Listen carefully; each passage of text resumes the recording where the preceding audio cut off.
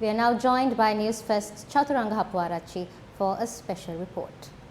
Forensic audits of the Central Bank of Sri Lanka from the years 2002 to 2015 have been tabled in Parliament. We have also been able to go through it. I have here with me two gentlemen, Mr. Faraj Shaukat Ali and Mr. Sulfiq Farzan, who have been following the bond scam after the year 2015. And I see, Faraz, you have the copies of the 5 volumes as well. There are several similarities that can be observed from the time frame before 2015 and after 2015 as well. Sulfiq, let's start off from there. What are these common features that you can see? Interesting point there, Chaturanga. Now, the forensic audits have disclosed startling information. Now, one of them is the similarities between the tenures of 2 specific governors. That's Ajit Niwad Kabral and Arjuna Mahendran. Now, Ajit Niwad Kabral's period from 2008 to 2015, and then Arjuna Mahendran from 2015 to 2016. Now, if we look at this diagram behind us, you can see Ajit Niwad Kabral. Now, during his tenure as the governor of the central bank, his sister, Shiromi Wickramasinghe, was in commercial bank and also held the post of director from 2013 to 2015 in a company affiliated with Perpetual Treasuries Limited. Now, Perpetual Treasuries Limited is at the center of the Treasury Bond Scam.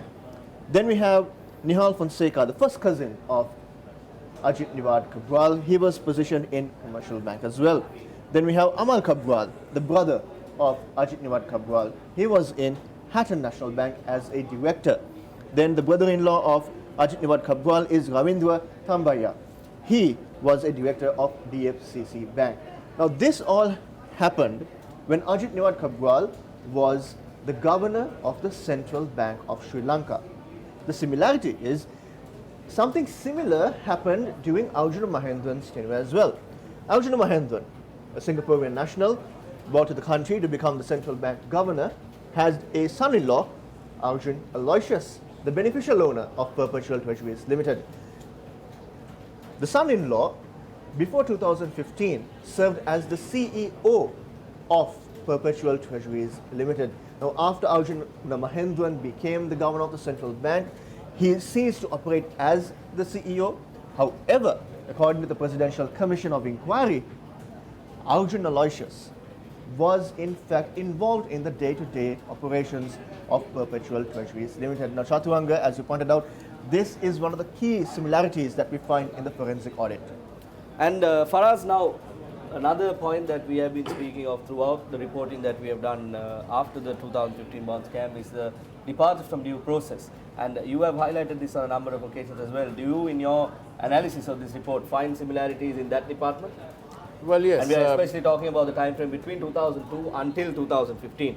Yes, absolutely. What we do see is a systemic departure from due process. And all this is indicative of a lack of leadership. And this is where the people of Sri Lanka have had to pay millions and millions of rupees, in fact billions of rupees. And all of this is indicative of one thing, and that is that there has been a departure from due process. We can see that in page after page of the forensic reports, where the forensic auditors have pointed out the various departures from due process. For us now, the changing of direct placement to indirect, or the changing of the system where bond auctions were carried out, we can see that this has been done in the year 2008. Before that, direct placements were for a selective group of government institutions that were carrying out that money. What is that story over there? Well, the permission was initially granted for direct placements to be given at what they call the weighted average yield, the average rate on offer. And that was supposed to be given to captive audiences, customers like the state institutions. But according to the forensic audit reports, from February 2008, there has been no monetary board approval, and yet the primary dealers, the private companies, were also be able to take up the private, the direct placements. And that again, between 2008 and 2015, it appears that the Monetary Board of Sri Lanka, with all that responsible position and being the custodians of the Monetary Law Act, they appeared to have gone to sleep. They were certainly muddle-headed because they didn't raise this point up. Never.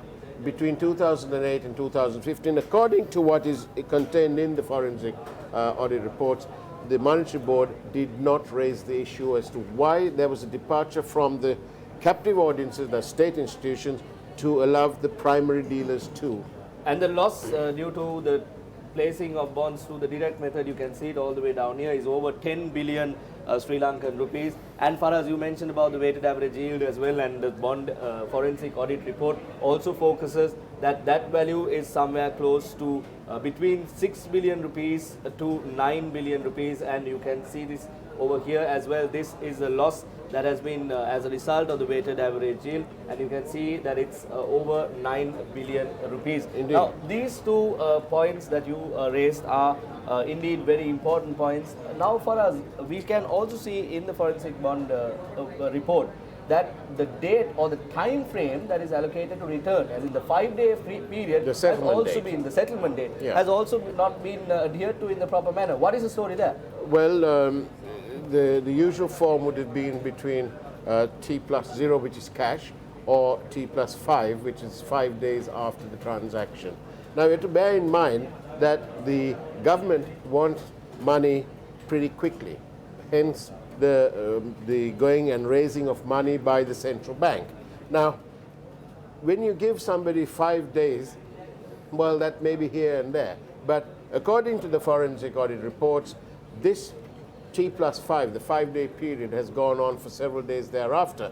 And it's and they point out, the reports point out that the weighted average yield given was actually higher than the secondary market rates, and the settlement took place usually after the value increased because of obviously the higher rates, and that is an astounding fact that is contained here in the forensic reports. For us, Zulfik, I remember when you all reported on this matter in 2015, Prime Minister at the time, Ranil Wickremesinghe, spoke in Parliament. He mentioned about this change in the system. He said that I insisted. Let's first have a listen to what the Prime Minister, then Prime Minister, Ranil Wickremesinghe, had to say. I insisted on a public auction because private placements have led to corruption and lack of transparency. Previously, parcels of government bonds were handed out to selected individuals on a favoured basis through a system of private placement.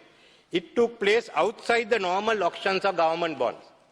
For us, Zulfik, another point is that the primary dealers before the year 2015 have also been involved. We saw the relationships that were maintained by then governor as well. Another important point is that central bank officials whose electronic devices were inspected in this forensic audit evidence gathering have reportedly deleted some of the contents in their mobile devices, electronic devices, Yes. official devices. And that's against the central bank rules. Their devices are, they're not permitted to delete anything from their phones. But yet, a senior official, Dr. Azim, when he was questioned in relation to the forensic reports, he said that he was in the habit of deleting old messages and so on because he remembered. But nevertheless, that was against the rules, and he's been found out by the forensic auditors. And for us, Zulfik, there was a COPE committee report, there was a second COPE committee investigation on the bond scam that happened in 2015. There was the Presidential Commission of Inquiry where both of you all were there reporting. Now, what we cannot forget is that a similar incident happened also in 2016 in March, the last few days of March of 2016. A similar incident happened, but none of that is in these reports, are they, for us? No, there's only a fleeting reference to it, and unfortunately the terms of reference, the date finishes on the date that the second bond was issued, which is the 31st of March. And so thereafter, they haven't looked beyond that. And tomorrow in our report, we'll be focusing on how this bond scams that happened throughout the years between 2008 to 2015 have affected the Employees Provident Fund as well. And we will have those details for you tomorrow. When we reveal details about the bond scam, many people could not completely understand the intricacies of the scam. However, people have now understood the gravity of the issue, and the forensic audit has reaffirmed the revelations we made on the central bank bond scam. Similarly, we continue to report on the power mafia in the country. The National Movement for Consumer Protection said today that the arbitrary actions of the CEB Engineers Union had resulted in power purchase becoming a massive burden on the general public. Shouldn't action be taken against these officials who disregard their duty to the general public in pursuit of personal gains? If not, can we move forward as a country?